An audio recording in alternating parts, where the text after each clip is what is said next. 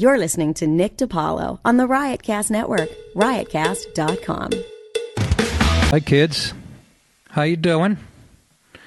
Good to talk to you again. Yes, it's Monday. Holy Christ, does it come quick? Even when you do comedy for a living, you don't have to be anywhere on a Monday a lot of the times. It sure do come quick, yo. What is happening? First of all, I want to thank people for their contributions. I know other podcasts call them donations, but I'm not a homeless guy laying in my own shit on a sidewalk somewhere. These are contributions. And you guys have been very generous, and I appreciate it. Let me name a few of the people that are making contributions, and you can do that. And this is on top of their $3.99 a month subscription, so it's very, I appreciate it, really, your generosity. Sam Whitfield, thank you very much. Dustin, don't have a last name, but very, very generous fella. Thank you so much. Dennis Paul, little shout out to Dennis. My boy Andrew Marshall with a nice contribution. It's a dangerous contribution. It's a contribution. Michael Corvin, very, very generous contribution. Jonathan Keller, thank you so much. Guys are in the holiday spirit. Paul E. Frederick, Paulie Boy, give me a donation. Thank you guys so much. I have a little folder I keep track, so don't get pissed if I forget. It's just bad bookkeeping, but thanks a lot for that. Again, that's on top of their $3.99 a month, and quite generous. I thank you very much. I need every goddamn penny of it. Let's be honest, the podcast industry isn't exactly like working for fucking Death Row Records at this point. You know what I'm saying? Well, unless you're Adam Carolla and a few other guys. But thanks again. What the hell else? Riverhead was great this one. I'm coming in a little hot, aren't I? Yeah, I want to turn myself down. Coming in a little hot there. Riverhead was great this weekend. Suffolk Theater, Riverhead, New York. How about 350 people came out? How about that? Again, it blows my mind, even after 28 years, because it takes a while to get to that, like all 28 years for me, to pack a house or whatever. But it is. It really blows my mind when I, when I get to the theater, a few minutes before showtime and everybody's still being seated. And it blows my mind. I walk in and go, and these people actually planned ahead of time for this Saturday night to see me. And I will never take that for granted, ever. Unless I get really fucking famous and I'll be like, hey, I don't want green M&Ms or I don't want any fat chicks in the fifth row closer. That's what I'll really turn into. But until then. But no, great turnout as usual. I love that theater. It's like a little well-kept secret. In Riverhead. And again, they were, I know Riverhead because I watch Lockup, and the prison, which is right near there, probably a mile from the theater, I'm guessing, was featured on Lockup. But you people came out in droves, and it was awesome. You're always good. You're a little PC at the beginning, but every audience, I can say that, with my act, is a little taken back by the first 10 minutes, and then they're like, oh, this fucking guy is not going to give in 1 inch, is he? Matter of fact, he's even getting more stubborn. But when you see people in the balcony, that's fucking, that's just, it makes it feel like it's worthwhile doing all this stuff. And, yeah, you guys are great. Even the girl yelling out about my shoes. I wear goddamn shoes. Okay, I guess they're considered saddle shoes, but they're men's shoes. Okay, this is probably the third or fourth time I've been on stage and some chick has a problem with them. Years ago down in Florida, I was in Tampa at the Side Splitters, and some dizzy blonde, dope. Why are you wearing those? Those aren't sexy. And I'm like, first of all, I wouldn't fuck you for practice, okay? Secondly, then I have to explain why I wear them. And a girl this weekend yells, who gets the saddle shoes? I was doing a bit about my wife and me burying her. And so once again, it catches the eye of some chick who doesn't realize they make these shoes from, they're not white and black. It's not like I'm a cheerleader for fucking Alabama. They're men's shoes, and they're expensive. The reason I wear them, and not that I owe anybody an explanation, but Robert Klein, used to wear these shoes. He wore, I think they were called Bucks back in the day, but he used to wear them when he was on Letterman all the time. And I thought, it's a nice casual shoe. Besides, I can wear Timberlands, which is a little too construction worker. You're supposed to be an artist. Look like I'm working for Con Ed. And sneakers are too informal. So this is right in between. It's a perfect shoe. And Robert Klein, one of my favorite comics of all time. Robert Klein, George Washington, one of the greatest minds. He founder of this country, one of the greatest forms of government. And how do we celebrate his birthday? With a mattress sale. You know my boy, Robert Klein. By the way, Google him on Letterman in the 80s and try not to laugh your balls off. So anyways, that's the origin of the shoes. Yes, they're male shoes, for Christ's sake. Stop it with that. All right? Chubby chick. Anyway, I don't even know who's... I'm saying chubby. I can't see who was yelling shit out. All I know, after the show, some chubette gave me the finger, so I was assuming it was her. I was assuming. I might be wrong. That's right. Have another fucking Kit Kat. Leave me alone for 5 minutes. Anyways, thank you, Riverhead. Well, let's do it again. I'd like to shoot something there, matter of fact. Maybe a raccoon, maybe a skunk, maybe a fat broad giving me a hassle about my shoes. No, if I ever do another special, like that's worth the effort. Jesus Christ. It's like putting up Les Mis by myself. Yeah, but that might be the theater. Very little ornate theater. It's quaint, it's beautiful, and the people are great. So, anyways, what's in the news? Well, Sinéad O'Connor tried to kill herself, and unfortunately, unsuccessfully. When the fuck is she going to go away? There's a picture of her in the New York Post. She looks like Ari Shaffir. She looks just like Ari Shaffir, a very funny comic whose podcast I did, and you know who I'm talking about, but that's what she looks like. And she's a troubled chooch. She has been her whole life. You remember her tearing up her stupid Pope picture on SNL? You remember that, right? You're depressing me. Here we go. O'Connor has posted multi-rambling posts to Facebook in the past few days about her children and one of her 4 ex-husbands, Donald Lunny. She warned that Lunny and her eldest son, Jake Reynolds, could face jail time. You both lied to the cops, and they believe you because you're men. You see, it always gets back to that. Always. This is not Sinead's first suicide attempt. In 2007, she put out 2 albums. No. In 2000, she revealed on an Oprah TV show that she had been diagnosed with bipolar disorder and tried to kill herself on her 33rd birthday. Well, somebody help the broad out, please, or whatever, one way or the other. Either get her some, get her back on her meds, get her to a shrink, or get her a bigger gun, because I'm tired of it, okay? I got other shit to do. The Patriots lost this weekend. I got bigger shit to talk about. I got bigger fish to fry, okay? Sinead, where'd they get that picture of her? Is that even her? Looks like a fetus in the womb giving a high five to something. You feeling the funny. I don't have fucking time. Anyways, she's still alive.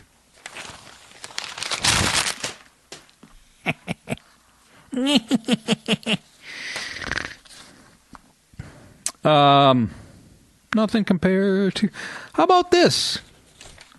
I'll get to the big stories in a few minutes. We had Trump on Meet the Press, and please, Chuck Todd and who's the broad on ABC that fills in for the Greek midget? The dried up Martha Raddatz. Please step down from what you guys are doing, because you're not even close to trying to be neutral. You're supposed to be journalists. Martha Raddatz, you might be the most hateful, dried up skank. Somebody should sit down and explain to them what their jobs are on these shows, not to be fucking cheerleaders for the Democrats. It's fucking hilarious. I'm like Archie Bunker on Sunday morning when he used to sit in his chair and put on he'd even mention the anchor. I don't know if he said Peter Jennings, and he used to say to Edith, get a load of this Pinko or some shit like that. But I feel just like that watching these Sunday morning shows. My wife's telling me to quit cursing at the TV. It's fun. It's like a sport for me. It's, you might think I take it serious, but it's just hilarious that they're supposed to be these are supposed to be neutral shows, journalists who fucking don't lean either way. It's priceless. I'll get to that in a few minutes, because Trump was on there. They're busting his balls about comments he made about, people cheering after 9/11. in New Jersey. But let's stay on the suicide watch for a few minutes. I thought I'd bring you the happy show.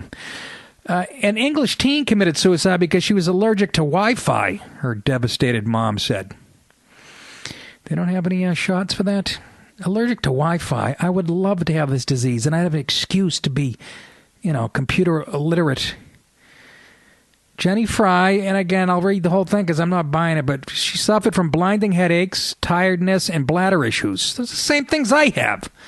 It's not allergic to Wi-Fi. She's fucking allergic to getting old. Oh, she's 15. That doesn't work. But those problems her parents say were caused by electrohypersensitivity. And I bring this up to my wife. She goes, yeah, that's an actual thing. And I'm like, when did you get so smart? Anyways, Jenny was getting ill, and so was I, her mother, Debbie Fry, said. I did some research and found how dangerous Wi-Fi could be, so I had taken it out of the house. Anybody else, you guys know about this shit? Again, I do bits in my act about all this shit causing cancer, like cell phones and stuff and laptops, and people say, oh, that's bullshit, and I always say, well, then how did Steve Jobs die? Was it fucking dandruff? I don't think so. Who spent more time around this equipment than he did? Guy couldn't even hold up his last invention. It was a 1.5 pound iPad. It weighed twice as much as him. Apple a day, my sister's ass. Anyways. But this woman said she pleaded with her daughter's teachers to allow her to work in rooms without Wi-Fi. Imagine? It's our worst nightmare. You check in a hotel, no Wi-Fi, motherfucker! But yeah, so she begged the teachers to put her in rooms that didn't have Wi-Fi. And they just ignored those requests, apparently. And she continued to get into trouble for skipping classes and acting out. But they refused. But my question here is, was she skipping class because she was getting sick from this shit? Or was she just being a rebel and already had emotional problems? What came first, the chicken or the Wi-Fi? You know what I'm saying to you? The least they could do was allow her to take them in rooms where she felt able to concentrate, but they wouldn't listen. That's what the mother says. They found her, and this part's sad. I'm not trying to be funny here, but they found her hanging from a tree near her home in Oxfordshire. I fully believe Jenny didn't intend to take her own life, her mom said. Of course, that's the natural reaction. But on November 19th, the coroner said he could not conclusively say that the young teen meant to kill herself. Well, she was hanging from a fucking tree. This is what I don't understand. Did you think... Either somebody else hung her from there, or what, she fell and her scarf got caught? I don't understand that sentence. He did not attribute her death to electrohypersensitivity either, as there were no medical documents to prove it. The young girl left behind a suicide note writing, I am insignificant, an insignificant number on someone's screen, and so is my life. A tiny blip in the whole existence of the universe. Ugh. You see what I'm saying?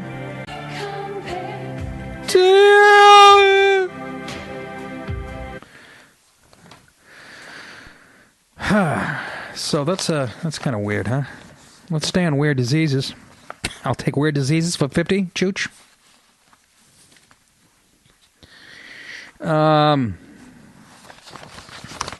This is something I'd never heard of either. I guess I'm not ill-informed of such illnesses.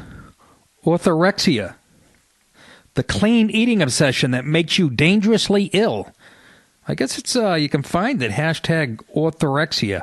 Orthorexia. I guess it's popular like on Twitter, hashtag Orthorexia. But it's when you become fixated with eating clean foods. And there's a story here about, and boy, do I not have this disease. Eating clean foods. This woman, this again from London, but she was sick, she couldn't, she had a virus and she couldn't get out of bed, so she started going on the internet, and I'm like, well, how do you get the internet if you can get out of bed? What, do you have the computer right in your sack? Come on. But she went on the internet and then became obsessed with eating super, clean foods and healthy remedies, holistic type things, and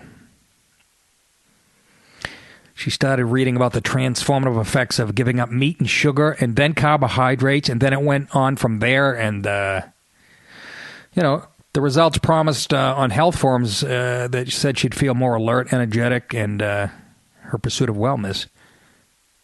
She went vegan, this lady, then switched to raw veganism, just not touching any animal-based food products whatsoever, and anything that had even been cooked.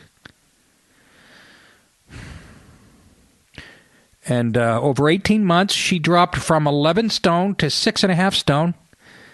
I don't know what a stone is. I could have Googled it, but I'm like, fuck that. It'd be funny if I make something up. A stone is a really fat broad. Then 6.5 stone is a half the broad that fat. What? I don't know. She stopped menstruating. I'm going to get my wife on this thing. Became completely obsessed with detoxing and cleansing. You know what that means. She just spent half her life in the bathroom. I always say that to these people who go, I don't eat red meat. I eat vegetables only. And I always, well, you're going to live about, what, 6 minutes longer than me, and spending that 6 minutes taking a big runny dump. Well, congratulations. There's your vegan diet. See, I'd like a pork chop or chicken. I eat that stuff intentionally to block dumps like this. I'd rather cake my heart with animal fat than sit there doing this. I think you get the idea. It's just that they're so proud, these people that do this shit, I understand it. I understand a lot of it. It's like anything else. Moderation. You take the moderation. You'll be fine, okay? Don't eat don't eat steak 5 times a week, Have it a couple times a month. But don't cut it out completely. But she stopped menstruating.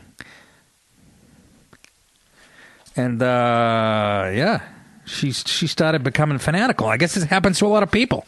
You can check it out on friggin' Twitter. Except for me. You know what I had before I sat down to do the show? And I'm not shitting you. 2.5 slices of pumpkin pie. Not even homemade, like fucking Marie Callender's or some shit. There's enough chemicals in there to take out a fucking Indian village. I'm shoveling it in my face. Let me put some of that fake fucking whipped cream on top of it. This lady's case is a textbook. Let's call her Jane. Why do I give a shit? It's in a public. Her last name's Armstrong. It's a textbook example of orthorexia nervosa. The term was coined in 1997 when Dr. Stephen Bratman wrote of his personal experience of evangelical eating. You gonna blame this on the fucking Christian? You Jew motherfucker! That's the last time you go over my head again, you motherfucker! Okay, be careful. It was Pesci and Casino. I'm spicing up the fucking article. Dr. Bratman spoke of his personal experience of evangelical eating. He wouldn't eat vegetables picked more than 15 minutes earlier. Well, first of all, what did you do? Follow a Mexican around in Northern California before you ate? And insisted on chewing every mouthful 50 times. My dad used to chew everything. But just chew the shit out. He'd be ice cream. He'd be chewing it for 5 minutes. He became obsessed as a doctor. He defined the condition as pathological fixation on eating proper food. Never happens to anybody coming out of Wendy's or Burger King or Five Guys. Everybody's happy. Yeah, but you're going to die 8 minutes before I am. Yeah, great. I'll see you on the other side. A bit like OCD and closely connected to anorexia nervosa, although sufferers are concerned with quality rather than quantity of food, orthorexia has yet to be officially recognized as an eating disorder by the Diagnostic and Statistical Manual of Mental Disorders. That's the DSM. That's what Doctor... I just learned something. When you hear Dr. Melfi in Soprano goes, let me read you definitions from the DSM. That's what she's talking about, I'm guessing. But it's not just women who succumb to this disease. Kevin Gianni, 36, nothing sadder than an Italian who goes for this shit. His Uncle Junior said, we taught the fucking world to eat. And you're eating this horse caca. He suffered with this orthorexia on and off for almost 6 years. He became a raw food vegan after being introduced to the concept by a friend, because he became preoccupied with his family's history of cancer. Now I can't blame this guy. I had a close friend, not close enough. A comedian named Kevin Knox. You guys who are fans of the Boston comedy scene, very, very funny guy, Kevin Knox, whose whole family, he lost his both parents, I think 2 sisters to cancer. I think he was the only one left. And sure enough, he was diagnosed with cancer. And they wanted to put him on chemo and everything. And he said, fuck you. My parents went on chemo. My sisters did all that. And they were dead within a couple years. And they gave him, and God bless his soul, by the way. They gave him like a year to live. And he lived like another 6 or 7 by just eating raw food. So there is something to it.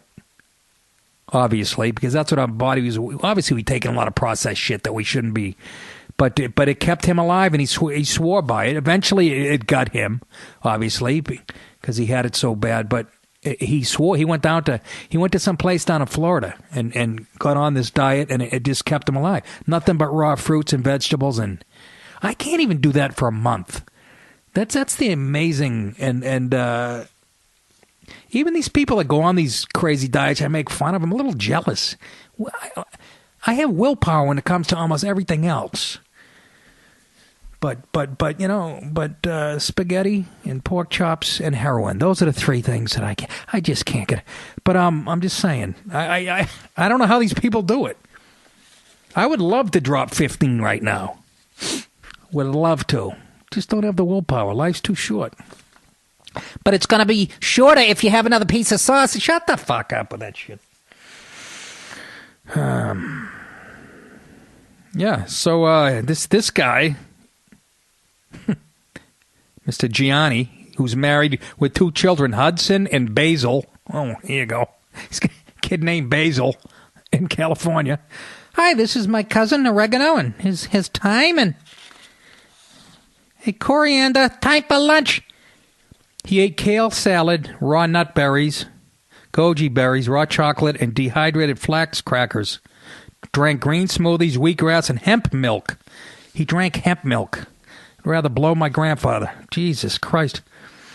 I was striving for dietary excellence and trying to be the best I could be. It felt great until what happened? After 12 months, he was struggling to get out of bed. Again, everything in moderation. Before 11 a.m., he suffered debilitating cramps, anxiety, and his sex drive plummeted. Maybe my wife's on this fucking diet, now that I think about it.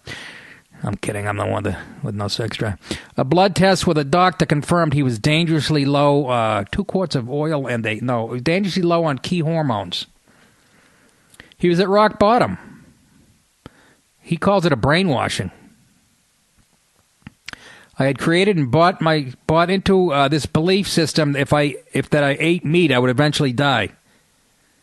It's like anything else. So he got a little crazy. So eventually he started to reintroduce foods such as yogurt into his diet.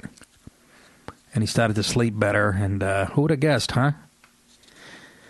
Now he gets blood tests every year to look at the results and determine how to eat from there. A lot of people do that. And I mean, we all do it to a little extent. I got high cholesterol. And that just runs in my family, though. That's another thing, by the way, to sell a zillion fucking pills. The high cholesterol. Mine's a little high, and the first thing, I went to this woman doctor right around here where I live about 6-7 years ago. First thing she did, you triglycerides. It's so high we can't even fucking read them. She throws me on, one of those drugs, those, what do they call them? Whatever, you know what I'm talking about, cholesterol drugs. And, I didn't like the way it made me feel, and I took them for a couple of years. And then I finally said to her assistant, does she get a cut of every prescription she writes for the shit? And she goes, yeah, that was the last time I fucking took them. I'll take my chances. But, fat in the blood, triglycerides, it's always a little high for me. But that's, what are you going to do? I would just like, if I had the discipline, even for a month, 30 days or a month and a half, to just go, not vegan, but just do vegetarian to see what happens. But how can you turn down a steak? Thanksgiving, everybody's ripping off a drumstick. You're over there. Can I have another fucking ounce of tofu? Could you put some buka on it for me, Tony? So the doctor, there's a nutritionist, James Collins, and he makes good sense. He says the core principles of a diet might be good, but if you're applying them to someone who is training at the gym daily, working a 10-hour day, or who has 2 children, energy levels are going to flatline. Brings me to my next point. You're only going to find in really affluent, obviously, societies these type of health problems that we bring on ourselves. There's kids all over. There's kids in Ethiopia, fucking scrounging through garbage and drinking dirty water and chasing a fucking rat with a stick so they can have lunch, and we're over here going, I'm not going to touch any meats, any dairy. It's just another sign of affluent societies. You don't find these problems anywhere else,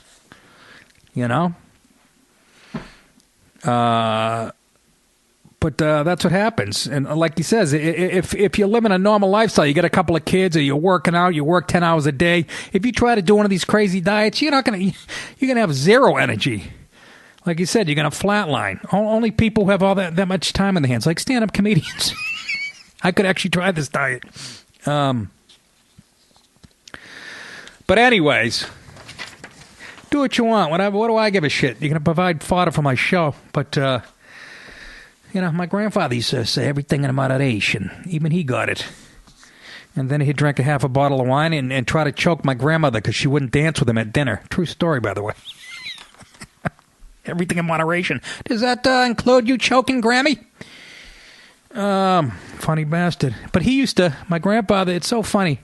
This guy was born in 1885, and, he used to make his own red wine. I actually stepped on the grapes for him as a kid. How ginzalone is that? And, but he used to swear that red wine, he'd give it to us kids. My mother used to have a fit and then give us the keys to the tractor. No. And, he used to drink red wine, couple glasses a day at lunch and at dinner. And that's all you read about is the positive benefits of the antioxidants in red wine and grapes. And guy was ahead of the curve. You know what I mean? And he died at 93. He smoked Pall Malls and Camels unfiltered his whole life. But I understand what you're going to say. Well, he probably didn't subject. He did. It's true. He came over from Italy, so he had, that Mediterranean diet. He wasn't eating fucking Hot Pockets at 3 in the morning while watching porn. Who does that? None of your fucking business. None of your business. Nick, do you do that? No! No, no, no, no, no, no, no, no, no! No! No, no, no, no, no, no, no, no, no, no, no, no, no! No! Not this fucking time! No fucking way! No fucking way! No fucking way! No fucking way, mate! So if you know anybody with orthorexia, get them some dirty foods. Pin them down, knock the kale fucking sandwich out of their hands, pin them down, and just get like a pound of Oscar Mayer bologna and dip it in mayonnaise and jam it down their gullet. I'm telling you, it'll do them wonders. Nothing compares to you. Just the bowel movement part of being a vegan's got to be I wouldn't want to be around a chick accidentally, lets one fly. It's like the fucking gas Saddam used on the Kurds. You're curled up with a dead baby in your hands on a sidewalk because your girlfriend farted after a smoothie.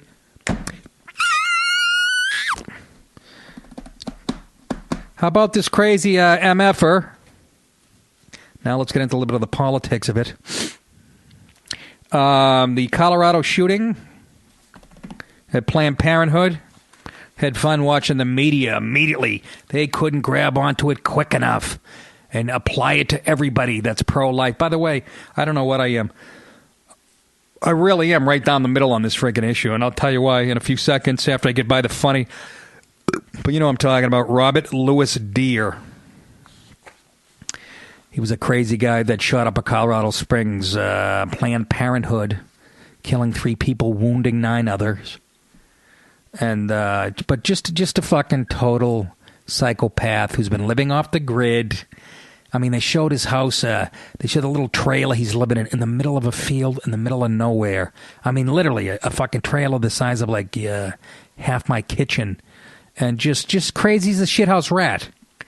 And, of course, the media, CNN, just, he was mumbling something about baby parts. And even if he fucking was, okay, it's so clear from reading anything about his history, he's mentally fucking ill. But you see how quick the left-leaning media is to grab somebody like this, who's obviously an extremist, and want to paint everybody who's pro-life with that same fucking thing? Well, see, we told you these people. It's all because of talk radio. And they did this after Gabby Giffords was shot. Remember, they tried to blame the congresswoman that got shot in Arizona on Sarah Palin because she had little targets on her when she was running. Remember, on her map? They tried to pin that on her, which turned out to be totally untrue. The guy didn't have any political leanings. And they did it with Timothy McVeigh. They keep bringing up how he's a wacky Christian. The guy was agnostic. He hated the fucking government, but he was an agnostic. So was fucking Hitler, Whoopi Goldberg. They can't, they want to, it's so fucking, it's so predictable. So, and so they want to, this guy's totally nuts and an extremist. And they tell you, and they're going to lump everybody who is on that side, the pro-life side. But when it comes to terrorism, they do just the opposite, don't they? Huh? When there's a terrorist attack, don't you dare lump these in with moderate Muslims. These are extremists. They do just the fucking opposite until it's something that fits their narrative. And it's Martha Raddatz. I wanted to grab her little fucking wrinkled chicken neck and choke the fucking life out of her. Just, this guy was a wackadoo from the get-go. And it doesn't mean, and that's what happens. The message does get out to people who are borderline cuckoo. But see, CNN and Meet the Press and This Week with Joe Stephanopoulos, they grab a hold of this shit and run it on a fucking loop. Nobody's going to take away your rights to kill babies. Relax. Relax, honeys. Attorney General Loretta Lynch, she's the black woman who took over after Holder. She already came out and said it was a crime against women receiving health care services. Is she supposed to really take a side either way until all the facts are in? Or does that not apply anymore? Vicky Cowart, president of Planned Parenthood of the Rocky Mountains, went... Boy, I wonder how she votes. She's the president of Planned Parenthood and living in the Rocky Mountains. I saw her on TV. She's got the gray hair split down the middle like it's 1968. Probably pretty attractive back in the day. But, of course, she's saying that the shooter was motivated by opposition to safe and legal abortion. Yeah.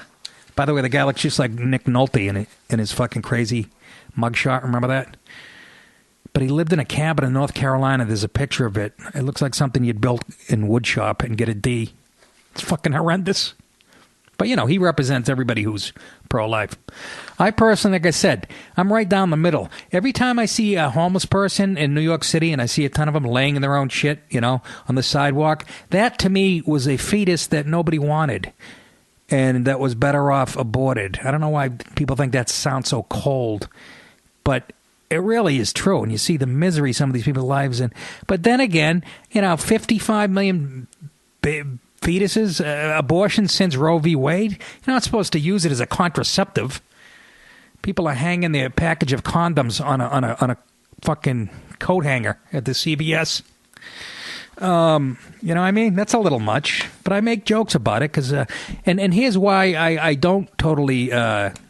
Go pro-life because, when I was a young guy, I got a few girls pregnant and I was fucking glad there was somewhere to go. So I'd be a hypocrite to be totally against it, but just don't paint everybody that, because those videos were real, by the way. They were, fetusing body part, taking body parts and selling them. That's no fucking bullshit. And even a psycho is going to pick up on shit like that in the fucking news. I mean, they're doing they're cutting up like they're pieces of a car engine and shit. It's like, Happy leg, huh?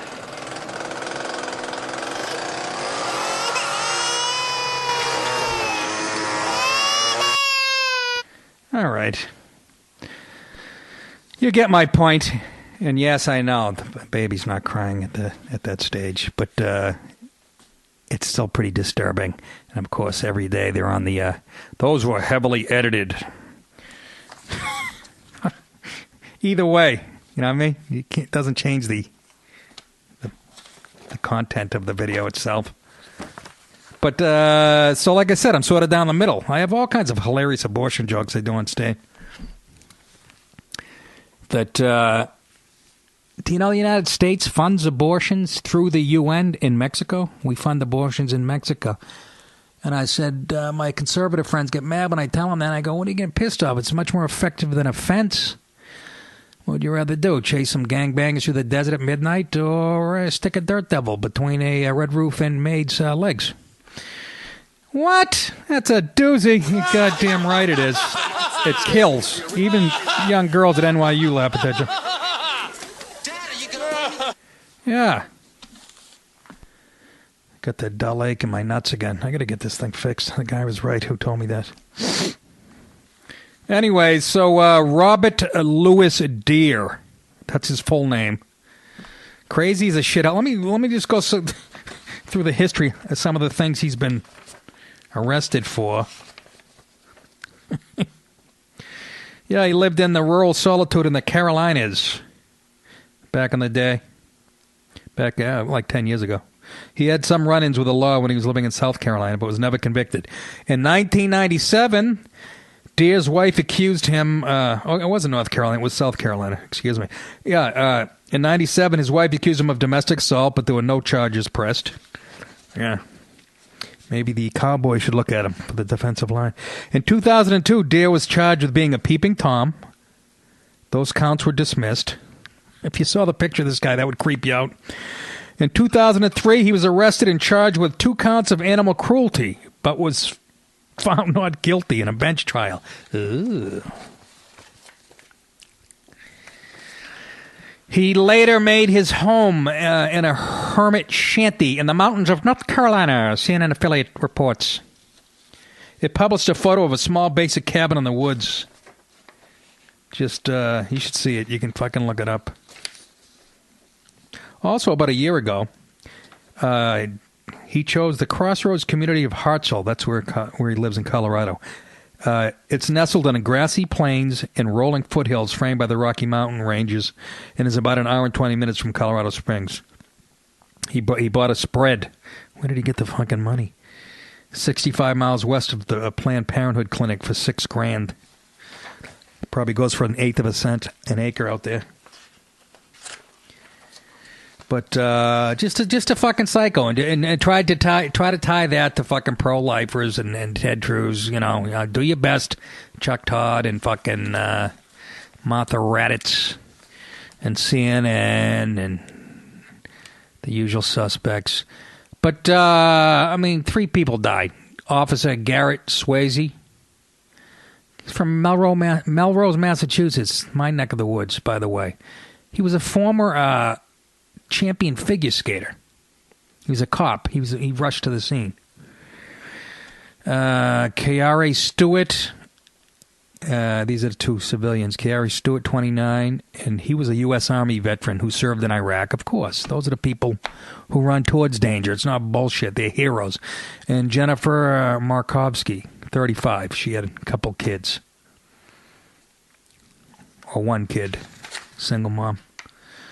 Anyways, fucking psychopath, and he'll get what's coming to him. But I just couldn't wait to turn on the TV to see the effort they were making to paint everybody. You know, they always go to talk radio. Yeah, that's what starts it all. It's not the fucking 40 years of fucking all 3 networks being liberal and the internet and everything else. It's always 6 talk radio show hosts that caused this. Robert Louis Deere. If you put that in the computer, you know how they put your last name, then your first name, and then your middle. It's like Dear Robert Louis. Dear Robert Louis, stop being a crazy fuck. Well, he's gonna fry. I think, and you kill a guy like that, it's just what he's hoping for. He's just a loner and a creep. You know what I'm saying? What else here? Some uplifting news, isn't it? How about, so let's get to, real quickly, Meet the Press, which is just so fucking laughable. Any of those shows. But they had Trump on. Let's play some of the audio. Chuck Todd, and this is legitimate. This subject, they're busting his balls because Trump said he saw thousands of Muslims cheering in Jersey, and the whole flap. You've read the whole thing, and people are refuting it. And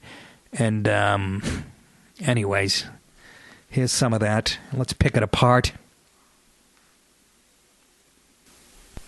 Mr. Trump, welcome back to Meet the Press. Good morning. Let me ask you about these claims this way. You demand, and you've demanded of me, pinpoint accuracy when we report on things about you, including, for instance, your net worth. Why shouldn't we demand the same pinpoint accuracy in the claims that you make? Is it any hypocritical of you calling us out? No, that's a good point. You should claim pinpoint accuracy from Donald Trump, but you should also do it for Hillary Clinton, too, you motherfucker! And Bernie Sanders and any other jerk-offs on the left. Just listen to how much animated Chuck Todd gets in this interview. If we're not calling you out when you stray from the truth. Well, now people have got my net worth right, and they're saying what my real net worth is. Clamato. For a long time, as a private company, they weren't doing that, but now they're doing it largely, I guess, due to the big filing that I made with the federal government, with the FEC. As far as all of these claims, I believe that it's the Obama's intention. They said 10,000 people, Syrians. We don't want them because we don't know who they are. And I love the idea of building a safe zone someplace in Syria, but they said 10,000, and yet the Democratic debate, they said 65,000 to the. We're not even talking about that, Donald. Hillary said it, and so did Bernie Sanders. You're saying Bernie Sanders is so honest. I doubt that very much. But Bernie Sanders said it and Hillary said it. I think they were talking in the Democrat debate. I think they were talking about 65,000. I have it upon a certain amount of knowledge. I'm very friendly with a lot of people on both sides that Obama's plan is 200 to 250,000. So he said 10. The debate said 65 already. Nobody's even started. They didn't even ask him about this. What he really has in mind is 200,000 people and maybe even more than that. And by the way, he's right about that. You really think they were going to stop at 10,000 if we take in 10,000 refugees? Come on. Really? When what we should be doing is, building safe spaces. You know how we build safe spaces for college kids on campus? You know how we do that in this country? That's what we have to do over there in Syria. And get some of the fucking Gulf countries to pitch in, like Jordan and whoever, that have dough. You know what I mean? And build refugee camps over there. They have them. Dr. Carson went over there. Apparently they're pretty nice. But that's not even what... I don't think Chuck Todd even asked Trump about this. He was trying to get to something else. Into our country, and we can't have it. We don't know who these people are. They're undocumented totally. And that's true. And by the way, even if it's 10,000, we can't have it. We can't have people coming in that we know nothing about. There is no paperwork. Sure we can. That would be racist, Donald. There's no paperwork, and this is going Let's to be... sacrifice the life of our country. One big, fat Trojan horse. And we cannot have that, Jeff. All right. Well, let's go back to let's back up here a minute. Let's go to this Jersey City comment. You said you saw this. Nobody can find evidence of this. And more importantly, the article that you tweeted out that says that this backed you up, that in itself, there were 3 or 4 different reports that month in New Jersey that said it was a myth that was spread, that it was a false rumor, FBI, you name it. Where did you see this? Chuck, I saw it on television. So did many other people. And many... On television? Here's where Trump loses me. All right, where's that clip? And, where's that clip? If you saw it on television. I remember hearing about it. I remember witnessing, I told you in the last episode, when I lived in, Queens. The next night, I told you, the Middle Eastern guy blaring I look out the window, he's got his cab, all 4 doors open, parked in front of my building, literally dancing in the street. So we know it went on. And don't tell me it didn't happen all over the world and in Jersey City and Patterson. Of course it did. They probably did it indoors. But don't say you saw it on TV. You know what I mean? That doesn't change the fact that these people weren't cheering, but... what's Trump talking about? He says he saw it on TV. Well, where's the clip? Would like to back you up on that one, Donald, but, But my point here, watch how animated this conversation gets with Chuck Todd, and it just I've been watching him for a year. I've never seen him get that animated with anybody on the left ever. As it comes up here, Jersey City. You saw Jersey City. I also heard Patterson. Excuse me. Okay. I've heard Jersey City. I've heard Patterson. Rich Voss's hometown. Years ago. But I saw it on television. I saw clips. And so did many other people. And many people saw it in person. I've had hundreds of phone calls to the Trump organization saying we saw it. I wouldn't doubt. I was just in Jersey City. Streets. And by the way, the Washington Post, now he tried to pull back, but the Washington Post reported tailgate parties and reports of tailgate parties. Tailgate parties means like for a football game where you have hundreds and hundreds and maybe even thousands Chuck's of people gonna get upset. having tailgate parties. I saw it at the time. I stick by it. Hundreds of people have confirmed it. This didn't happen in New Jersey. There were plenty of reports, and you're feeding a stereotype. Chuck, it did happen in New Jersey. I have hundreds of people that agree with me. And by the way, but they want to agree with you. That doesn't make. That's another where he sounds like a novice as a candidate. I got hundreds of people who agree with me. Yeah, probably thousands. But you know, and again, I'm not saying it. I'm just saying there's no footage of it. I'm not saying it didn't happen. He's probably right. I witnessed a little bit in Queens, for Christ's sake. And not just that guy dance around in front of his cab either. There was a nice bustling, a nice energy to the walking down the streets the next few. I don't know. Over there, Chuck. You have a huge Muslim population over there, and that's fine. That's fine. But you have a huge Muslim population between Patterson and different places and Jersey City, an unbelievable large population. If they're going to be doing it at soccer games, if they're going to be doing it all around the world, it was being done. It was when the Trade Center came down. As far as the soccer game comment, you know what he's talking about. When they played was it Germany and France played a couple of days after the Paris attacks, and the crowd was chanting Allah Akbar during the moment of silence. So, yeah, there's a very anti-American sentiment live and well globally. We know that. But to say that, you know, I saw it on TV, well, let's dig up the clips. Let's go to Warner Wolf for the video. Last night in Patterson, Jihad scored a big victory. It was done all around the world, and you know that because that has been reported very strongly. Why wouldn't it have taken place? I've had hundreds of people call in and tweet in on Twitter saying that they thought that I was 100% right. Now, the Washington Post also wrote about tailgate parties. We're looking for other articles, and we're looking for other clips. And I wouldn't be surprised if we found them, Chuck. But for some reason, they're not that easy to come by. I saw it. So many people saw it, Chuck. And so why would I take it back? I'm not going to take it back. It does make sense. There's not a lot of clips. Where he lost me is the TV. He saw it on TV. But obviously people back then didn't go, oh, let me film these guys partying across the street, these Middle Eastern-looking guys. And I mean, that wasn't sort of the mentality. I think we were a little glued to our TV sets. But well, just because somebody repeats something doesn't make it true. And I guess that's actually... That's the worst. I don't mean I had two calls, Chuck. Even yesterday, I was in Sarasota, Florida, and people were saying they lived in Jersey. They moved down to Florida because taxes are a lot lower in Florida. If I said people, Mr. Trump, if I said, well, people have said Mr. Trump's not worth $10 billion, and people were saying, you would say that was crazy. You wouldn't make a business deal based on retweet. She doesn't, but he doesn't do that when they're talking about Benghazi and Hillary, you know. You know, people will come on and go, we have sources that Hillary never said, you know. He doesn't get that animated. It's just, you have to watch every week, I guess. It's more about his tone and his temperament. And based on hearsay.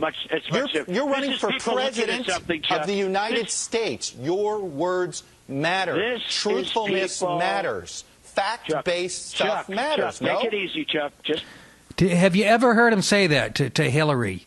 Your words mean truthfulness matter. Has he ever said that ever? I could be wrong. Maybe he has, but I've never heard him come on that strong. It's fucking hilarious. And Martha Raddatz is 80 times worse. That dried up hag. Stephanopoulos, do you ever fucking work? Guy's never hosting his own show. It's always the hag. But listen how animated Chuck is getting. Even Donald's like, you're supposed to be a neutral journalist. Play cool. This is people in this country that love our country that saw this. By the hundreds they're calling, and they're tweeting. And there's a lot of people in Sarasota. People were telling me yesterday they used to live in New Jersey. Mm-hmm. They remember it vividly. They thought it was disgusting. So these are people that saw it, too. The Washington Post reported it. Other people, many, many people have seen it. The Post reported about it. That's the guy he was making fun of, I guess, who now works for the New York Times, I believe, but he used to write for the Post. He wrote an article saying that this was going on. He's got like a kind of, I don't know if it's Parkinson's or whatever, but he's the one that Trump was supposedly mocking, which he was, by the way. And again, as a comedian, that really doesn't bother me because, you know, especially me, I have no feelings, and everybody deserves mocking, especially somebody who writes for the New York Times. And if he's being untruthful to me, that's the first thing I go after. And I know you're thinking, well, that's an asshole move. Well, I'm a fucking comic. There are no rules here. You know, if I get in a fight with a woman, I'm going to think of the worst word that hurts their feelings, and or whatever. You know, that's just how it works in the world. But Trump's up there. They have clips of him like shaking, like imitating the guy, and then he says, "That I did not know he was disabled." You got to be fucking. But you know what? The fucking media lies every day about whether it's Hillary and fucking Benghazi, and I mean on a national level, or whether the IRS was targeting conservative groups. They fucking lie every day and repeat those lies. So fuck you. Trump's fighting fire with fire. Truth hasn't mattered forever in this country when it comes to the media. So now you get somebody on the right. Well, I don't even know if you consider him on the right. Independent. I don't know what Trump is, but he's giving it right back to you. Not condoning it, just enjoying it as a bystander. So I believe that I have a very good memory, Chuck. I'll tell you, I have a very good memory. I saw it somewhere Apparently not. You just repeated yourself. Years ago, and I never forgot it. And it was on television, too. Let me ask you about your reaction to what happened in Colorado. Okay.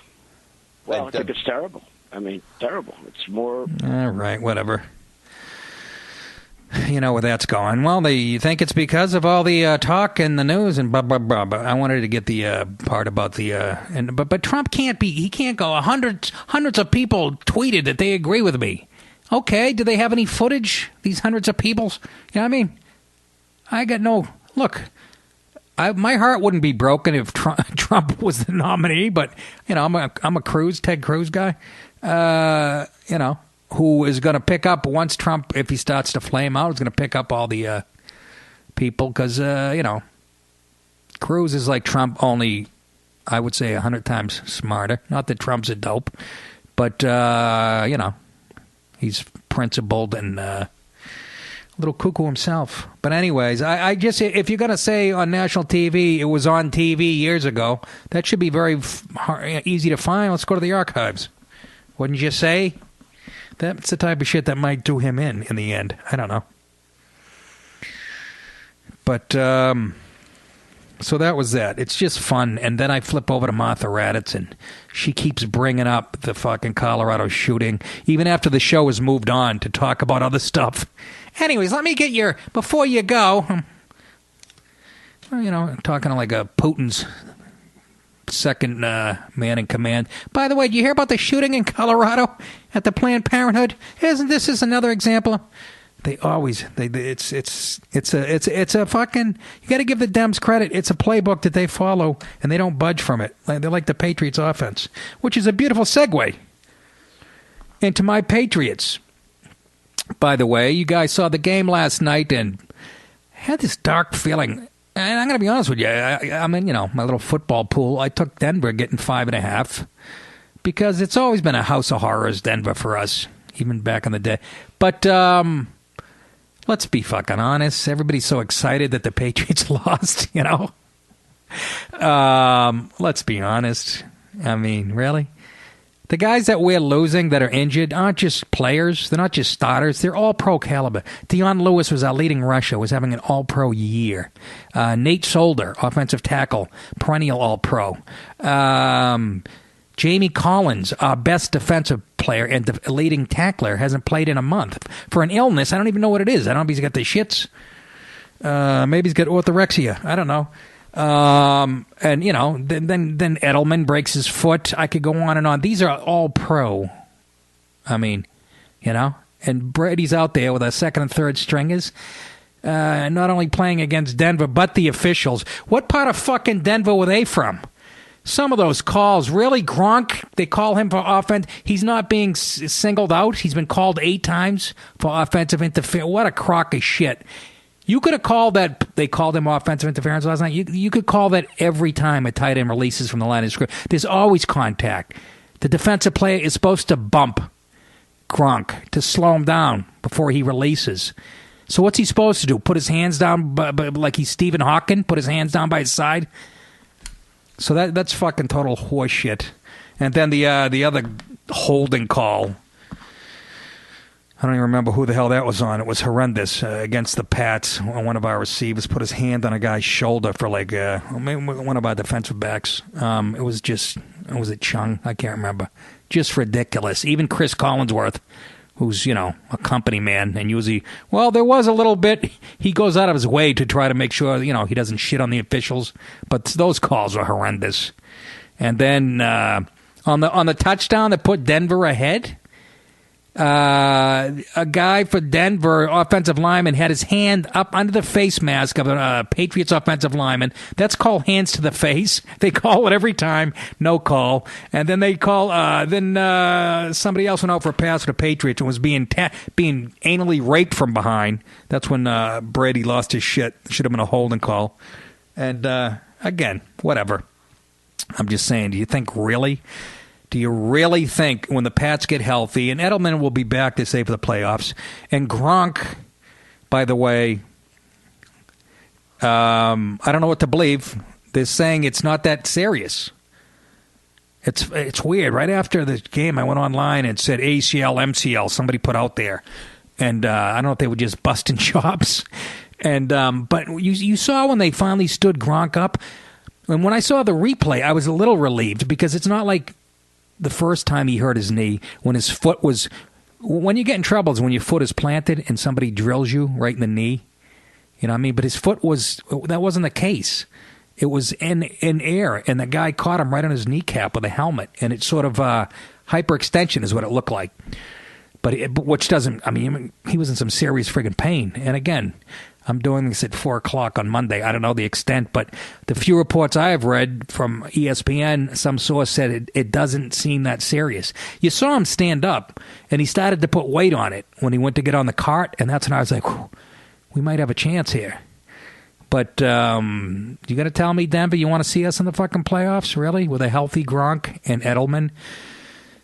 You couldn't beat our second stringers with help from the refs. It took overtime. How about fucking Brady? Nobody even talks about it last night.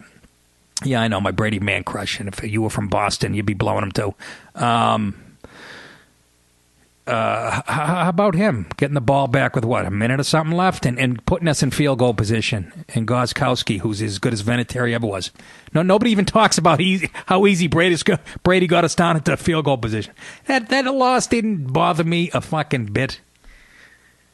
It was actually, I'm glad they get it out of the way, because when you go undefeated like in 2007, there's more pressure on you. 2007 was it, or 2008? I can't even remember. But the pressure builds and builds. It's kind of like, to me, it's a little bit of a relief. But I find these Bronco fans, I found these guys online, a couple of black dudes who just have me belly laughing. I think they're Broncos fans. The one guy admits to jumping on the bandwagon. But listen to these two guys. They were cracking me the fuck up. That's why I love this country. First of all, let's play. Even though it was on NBC, you gotta hear this shit. I heard that 400 times yesterday.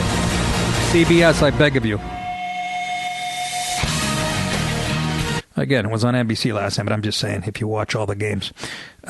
Listen to these two so-called Bronco fans, couple of brothers, just cracking me up. Grown man business. Click, clack, baby. Grown man business. He's saying grown man business. This is right after the Broncos. And one guy's got he's got a Broncos cap on, and like a beard, almost like an ISIS beard. He's the one going grown man business. They go, it's click, clack, baby. if somebody can fill the white fella in on these type of shit. But these guys are so funny. Business. Grown man business. The Tom Brady era is over. Grown man Tom Brady era is over. That's what I'm talking about, baby. That's what I'm talking about. I said he was a good quarterback. Ain't no New England Patriots hat coming in this house. That's right. And I predicted that Brock, the future of the Broncos, he's the future of the Broncos. Grown man business. You better hope not. Back, baby. That's football right there, baby. That's football. In the snow. Yeah, they tried to give the game to the Patriots. Nah, you can't give the game to the Patriots. Nah, you can't. And look at this. It's our year, baby. It's our year. And look at the play. A sweep left. Look at the blocking on that play. Beautiful. Beautiful. That's football, baby. Championship-style football. Grown man business, baby. Grown man business. Click, clack. We in the house, baby. Hey. Click, clack. You showed me, brother. Yeah. You showed me. Talking about Brock Osweiler. 2 weeks ago. Yo, I seen that Brock play. He's a good quarterback. I ain't worried about Patriots. He's good. We ain't worried about, we'll see you in the playoffs, motherfuckers. Peyton Manning. Good. He's the future. He's the future. He's the future. That's right. I feel good. If Peyton Manning retire next year, I feel good. That's right. We got Brock. I told you that guy's a good quarterback. It's our year. That's right. It's our year. Right. Defense. AFC champions, baby. Running game. That's right. Throw a game. Yep. Number 58 had a good game. The linebacker for the Denver Broncos, dominant. Dominant, baby. What's his name? Von Miller? Yeah, Von Miller. Hey. The defense did their job in the second half. They made their adjustments. It was outstanding game. Hey, I'm a Bronco fan now.